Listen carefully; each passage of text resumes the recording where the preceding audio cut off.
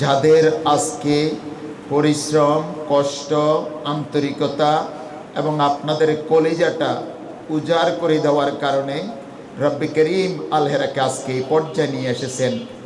আল-হেরা global education ফাউন্ডেশনের উদ্যোগে 2026 সেশনের সেট আপ অনুষ্ঠান উপলক্ষে আয়োজিত আজকের এই মতবিনিময় অনুষ্ঠান আল-হেরা গ্লোবাল এডুকেশন ফাউন্ডেশন কর্তৃক পরিচালিত আল-হেরা কিডস হ্যাভেনের 2026 সেশনের দায়িত্বশীল সেটআপ অনুষ্ঠান অনুষ্ঠিত হয়।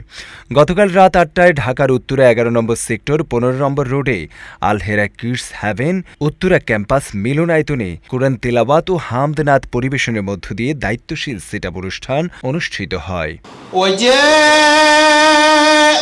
سكرة الموت بالحق ذلك ما كنت منه تحيد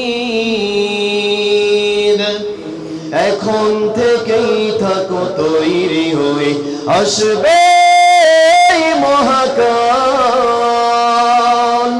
রুখতে হবে দাজ্জাল আসবে মহাকাল রুখতে হবে দাজ্জাল।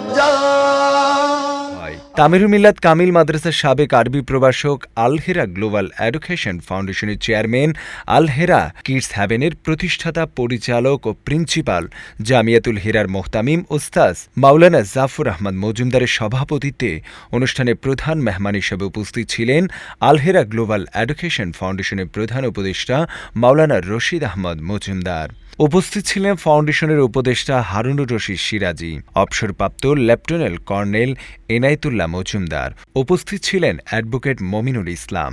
আল-হেরা গ্লোবাল এডুকেশন ফাউন্ডেশনের ভাইস চেয়ারম্যান মাওলানা আরিফ বিল্লাহ সহ 9টি ক্যাম্পাসের ভাইস প্রিন্সিপাল ও অন্যান্য দায়িত্বশীল বৃন্দ। যে তামিরুল মিল্লাত মাদ্রাসা বাংলাদেশের শ্রেষ্ঠ মাদ্রাসায় যখন ছাত্র হিসেবে ভর্তি পরীক্ষা দিতে আসি, তখন শরীরটা থরথর করে কাঁপছে যে আমি কি এই ছাত্র হিসেবে আমি ভর্তি হইতে পারবো কিনা, আমি কি ভর্তি পরীক্ষা টিকবো কিনা।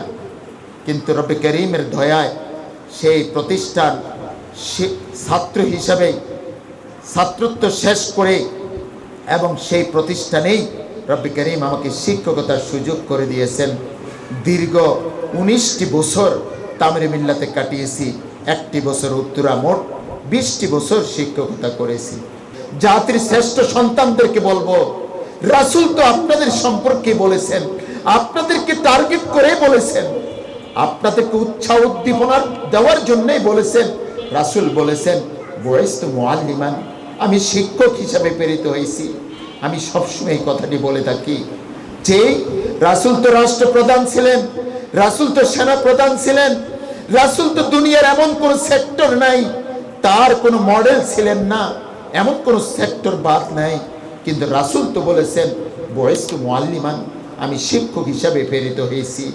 আজকে আমরা সৌভাগ্যবান, রব্বে করিমের দয়ায় আমরা শিক্ষক হতে পেরেছি, জাতির শ্রেষ্ঠ সন্তান হতে পেরেছি, জাতির শ্রেষ্ঠ রাহবারের দায়িত্ব পালন করতে পেরেছি, ওয়ারাসাতুল আম্বিয়ার ভূমিকা রয়েছি।